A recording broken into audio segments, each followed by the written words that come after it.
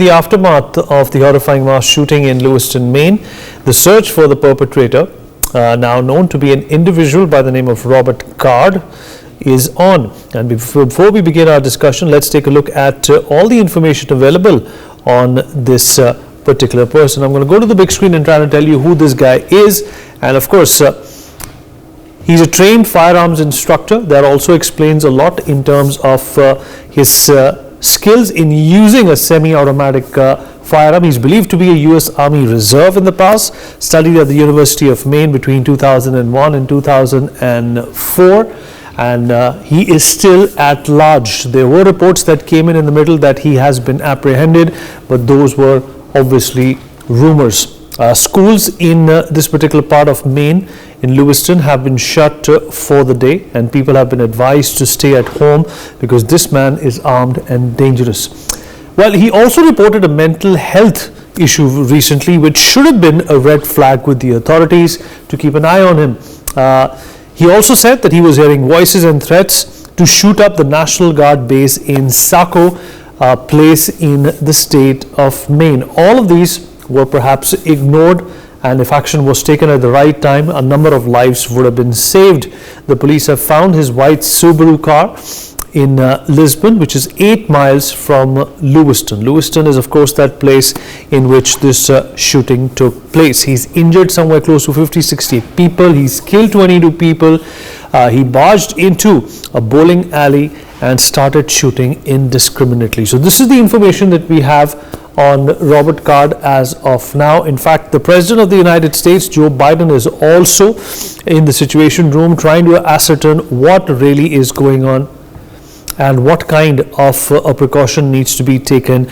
Well, the United States is no stranger when it comes to mass shootings. They have happened rampantly in the past. They have happened at malls. They have happened in school. They have happened in the middle of the road.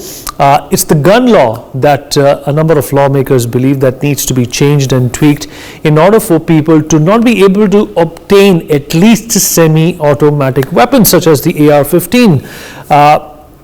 This being said, however, the Second Amendment also provides for the American citizens to defend themselves in case there is some sort of an anarchy in the future, and if the government falls.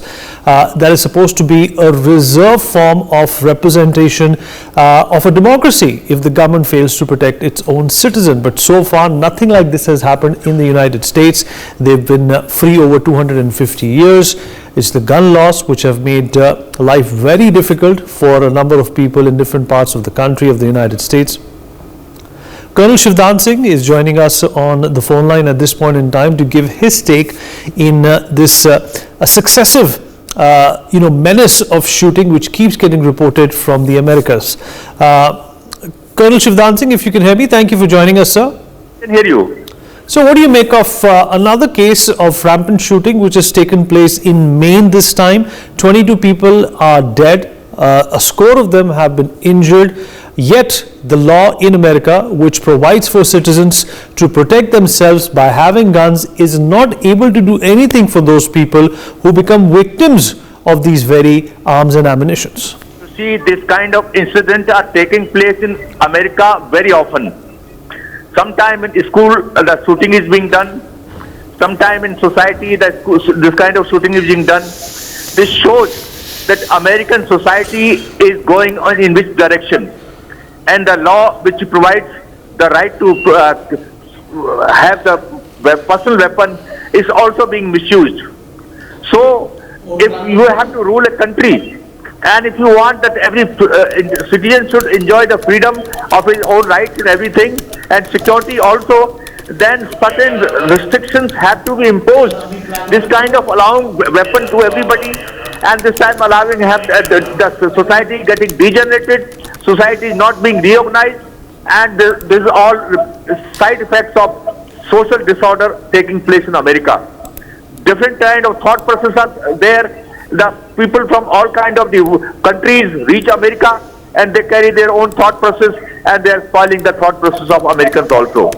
So this kind of violent incidents are matter of sort of a worry in America, and American government should consider to curb the holding of weapons by everybody freely, and this kind of thought process which is prevailing in America, which is inducing this kind of violence, should be curbed with a firm hand.